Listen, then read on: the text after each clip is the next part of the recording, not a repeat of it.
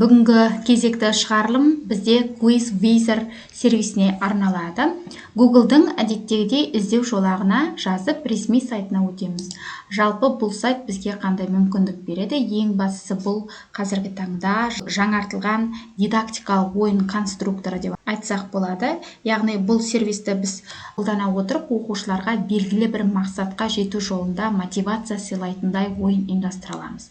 Алдымен сервистің тілі түсініксіз болса, шыққан тетігінің оң жағын басып, перевести на русский деп орыс тіліне өзгертіп аламыз. Содан кейін авторизоваться деген батырманы басып, тіркелу жұмысын жүргіземіз. Біз өзіміздің Google аккаунтымыз арқылы тіркелеміз. Аккаунтты таңдаймыз, растау дегенді басамыз. Болғаннан кейін, мына жерде тағы да түсініксіз болса, орыс тіліне аударып алып отырасыздар.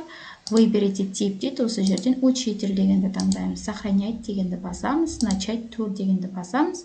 Бізге айтады, алдымен сіз ойынды құрастыру үшін сделать игру дегенді басыңыз дейді. Мына жерде X деп жауап тастаймыз, сделать игру дегенді басамыз.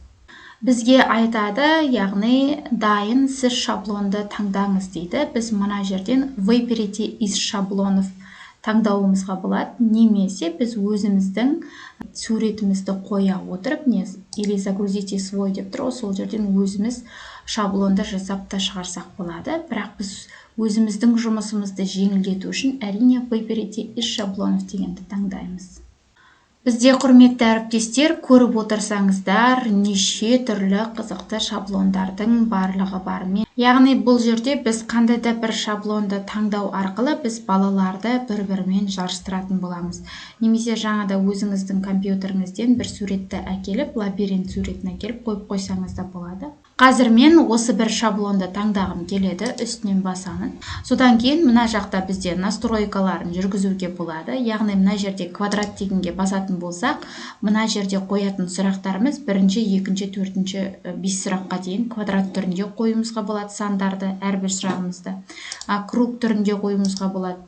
Немесе изображение түрінде қойсақ болады. Қазір круг түрінде тұра берсін, сосын мынадай етіп үлкен етіп өзіміздің таңдаған сұрақтарымыздың формасын кішірейтіп үлкейтіп аламыз. Одан кейін әрбір дұрыс жауапқа мына жерде алға қарай жүріп отыратындығы туралы берілген, мында бір рет секірема, екі рет секірема деген сияқты. Мына жақта музыка бар, музыканы таңдап аласыз деген секілді.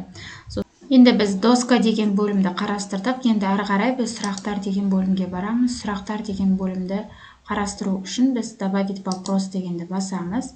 Осы жерде енді біз қоятын сұрақтарымызды қоюымызға болады. Мына жерге сұрақтарды енгіземіз. Біз сұрақтардың типін таңдаймыз. Множественный ответ, яғни көп таңдау жасаса болады. Немесе санмен жауап берсе болады. Немесе короткий ответ, қысқаша жауап берсе болады. Верно, неверно деп, открытый, перетащите в текст, заказ, горка, случайный вопрос деген секілді түрлері бар сұрақтардың типтері. Мына жерде бізде добавить изображение деген жерден компьютерімізден суретчик деп әкеліп қойсақ болады. Және YouTube-тан сілтеме қойсақ болады. Осы жерге YouTube-тың сілтемесін әкеліп, және мына жерге біз аудио жазаламыз. Қазір енді мен мына жерде множественный ответ деген сұрақтың типін таңдай отырып, қандай да бір мында сұрақтар құрастырайын. Енді мына жерде біз answer A деген жерге жауаптарымызды жазамыз. 150. Тағы да екінші жауапқа біз мысалы 250 деп қоямыз. Үшінші жауапқа біз 140. Мында төртінші жауапқа 180, және тағы да бір жауап қосайық, добавить ответ дегенді басып, 100 қосу 50 дейік. Және осы жауапта бізде дұрыс болатын болсын, осылай қоямыз.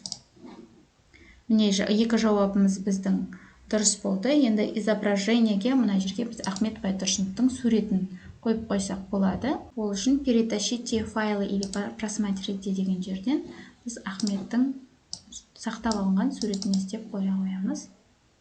Загрузка жүріп жатыр. Бізде қойылды, бірінші сұрағымыз дайын. Енді біз екінші сұрағымызға өтейік. Енді мына жерде добавить вопрос дегенді басып, екінші сұрағымызды құрайық. Екінші сұрағымызды енгіздік. Мен 7А көбейту 4 тең сұрақ белгісін қойып қойдым. Енді ол жерде типін таңдау үшін мен мына жерде верно, неверно дегенді таңдаймын. Жауабына 28А деймін. Бұл бізде истинный болады.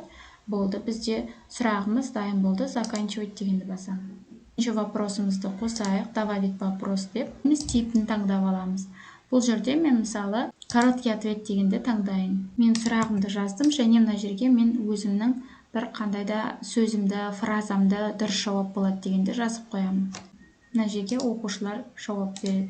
Біздің сұрағымыз дайын болды. Заканчивать дегенді басып, төртінші сұрағымызды қоямыз. Добавить вопрос тағда. Числовой ответ деген таңдайым. 32 деп дұрыс жауабын жазып қойдым. Заканчивать. Бесінші сұрағымыз таңдайым. Жерде типін таңдайым. Тағы большой B1 деп қояйын. Мен бір логикалық сұрақ енгіздім. Домбырада жетеу, сырнайда алтау, қобызда бесеу. Бұл не жауабы бұның негізінде бізде әріп. Бұл бізде дұрыс жауап болғандықтан галочка. Бұл керек емес болса, үш жауапты қойдым. Мен қазір удалить дегенді басып тастаймын. Барлығы 6 сұрақ болатын, соңғы 6-шы сұрақты қараймын. Мұнда бір логикалық сұрақ таңдадым. Типіні верно, неверно деп белгіледім. Теңізде құрғақ тас болады. Бізде ол ложь, сондықтан белгілеп қойдым. Заканчивать. Барлығын болғаннан кейін мына жерде название игры дейді. Осы құрған сұрақтарыңызға атау бересіздер. Сосын мына жерге описание бересіз. Тілін таңдайсыз, сосын английскийде тұра берсін. Образование дегеннен другой дегенді таңдаймыз. Заканчивать дегенді басамыз. Енді бізде бірінші ойыныңыздың құрылуымен сәтті аяқтаймын деген сөз шықты. Енді осы жерде міне, енді оны балаларға біз қалай ойнатамыз? Начинать дегенді басамыз. Содан кейін продолжать дегенді басамыз. Міне мына жерде go идти деп шығып тұр, соны басамыз. Бізде міне балалар осы ойынды ойнау қажет. Жду игроков болып шығып тұр. Қазір міне музыка ойнап жатыр бізде. Бұл музыканың дауысын егер қатты сіздерде шығып тұрса, кішкене басып қойсаңыз болады. Содан кейін бұл ойынға оқушылар қалай тіркеледі? Біз әдетте каходтарды ойнаймыз ғой. Каход деген ойын бір кездері хит болды ғой. Сол ойынға өте ұқсас. Мына сілтеменің үстінен сіз басасыз. Басқаннан кейін оқушылар мына кодты енгізеді. Мына сілтемені бастым қазір. Міне копировать етіп алдым. Мына жерден вкладканы ашамын да, осы сілтемені қойып қоямын вставить деп, сосын клавиатурадан Enter'ді басамын. Міне автоматты түрде кіріп кетті. Осы жерге атымды енгіз дейді. Атымды енгіздім, play дейді.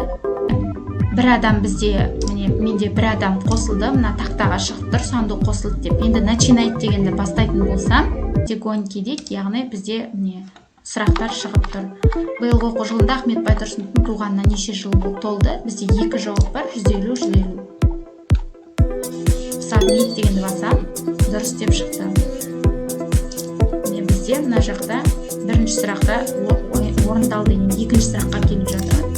Next question деп барам. Екінші сұраққа келдік. 7 мен 4-тің көбейтіндісі.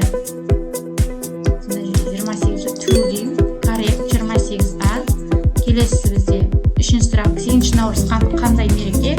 Интернеттен клавиатурадан енгізе қоямын. Халықаралық әйелдер күні да мысалы. Submit, correct, next question.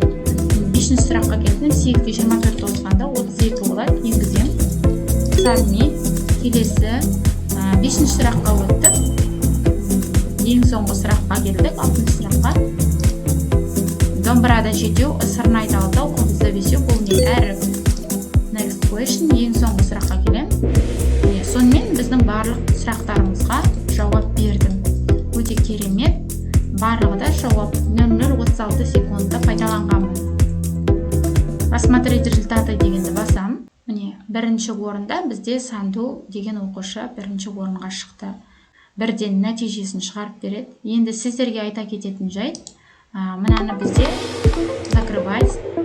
Ойнайтын кезде біз мына сілтемені алып, копировать үстінен басамыз ғой. Мына жерге вкладкаға келдік. Мен қазір дауысын басып қоямын. Мына жерге келіп қойдым ғой. Мына жерге келіп қойып, клавиатурадан Enter'ді бастым, я. Осы жерде оқушылар бірден кіру үшін мына жерде бізде мына жерде жақындатып көрсетем. Міне стрелканың суреті тұр. Мына жерде соны басатын болсақ, создать QR-код деген бар да. Соны басып, міне скачать деп, осы QR-кодты бірден осы сайтқа кіру үшін балаларға Google Chrome жасап берді. Осы Google Chrome'ның жасап берген QR-кодын бірден сол жерден шығарып жіберіп, оқушылар өздерінің камерасын осыны сканерлеп, камерасына осыны сканерлеп,